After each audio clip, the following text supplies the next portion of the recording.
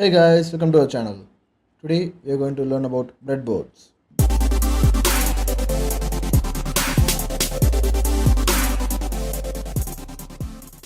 Breadboard is just a solderless device which is used to prototyping any electronic circuits for which we need any with components with jumper cables or the leads of it. Let's see what the breadboard is actually defined as by Google. Sorry.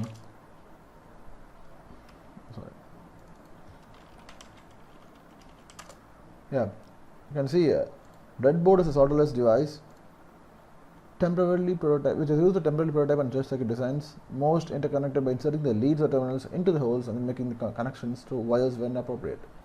As I said before, this is a normal breadboard design. This is the compact small breadboard size. Let's see what breadboard consists of actually. Yeah, this is the big breadboard which has two smaller breadboards attached next to it. That is, it has two single breadboards in a single board. That's why it's called as a bread. It is a big breadboard, as I said before. What are the connections in breadboard? Let's see what are the connections in breadboards. Okay, here in the gray parts represent the interconnection between the pins inside the breadboard. That is, in the breadboard, which is the back side of it, we can see a double side cover. When if we open it, we can see a number of copper plates. Actually, it is copper strips of metal. It will be interconnected between multiple pins. And here, the top and bottom horizontal ones are most commonly used for VCC and ground purposes. In electronics, we may use up to 12 voltage maximum, so that's why they allowed us the bearing capacity of this metallic strip is 12 volt, which cannot be exceeded, which when exceeded it may cause damage to the breadboard, or it may cause severe interruptions in the signals where we use it. Yeah, so in here it has two sets. As I said before, it has two sets of small breadboards, right? So in the first set of breadboards has two horizontal rows on the top and two horizontal rows at the bottom of the breadboard. Since it is a big breadboard, it has four separate horizontal rows on the top and four separate horizontal rows at the bottom of the breadboard. Here, each horizontal row consists of 5 pins of 5. As you can see, every bit has 5 pins. 5, 5, 5, 5, 5. You can see here 5, 5, 5, 5, 5. And similarly 5, 5, 5, 5, 5. In each of this 5 of 5, the first row is actually interconnected. Second row is interconnected separately. So that we can see that the first row and the second row are not connected together but are connected internally to the other pins of the same row. Get it right? Similarly, the other 2 rows and the bottom 4 rows all share the same mechanism.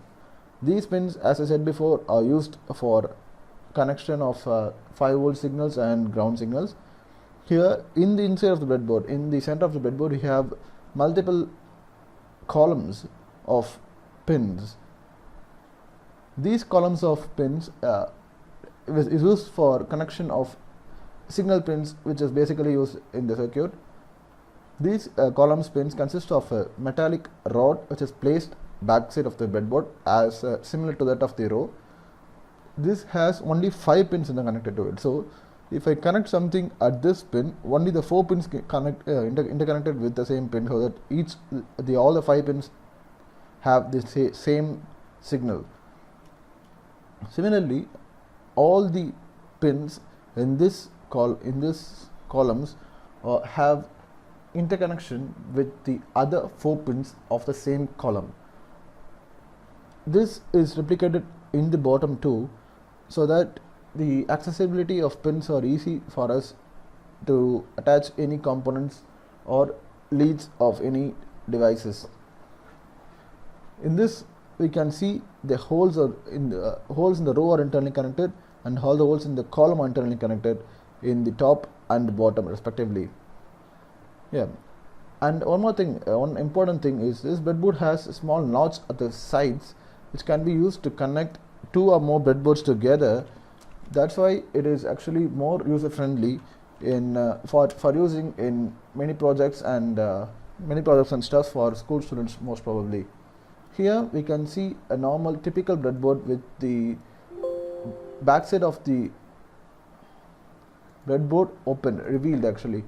Here you can see this copper thingy is the metallic strip which interconnects all the pins together.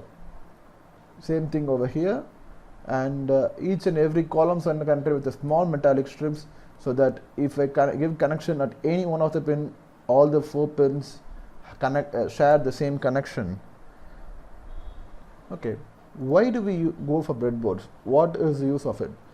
Breadboard is typically an easy device, an easy place for us to create or prototype any circuits, any electronic circuits for that matter, so that we may not be wasting any printed circuit boards for fabrication purposes and later on uses.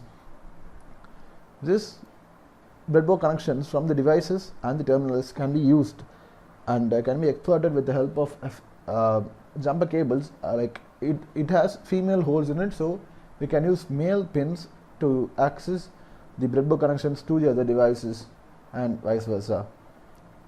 Okay, today we have learned a valuable lesson in breadboard, and I'm hoping to see you all in the next video. Thank you. If you like this video, leave a like, and if you just want to know more about electronics and stuff, subscribe to our channel. Thank you.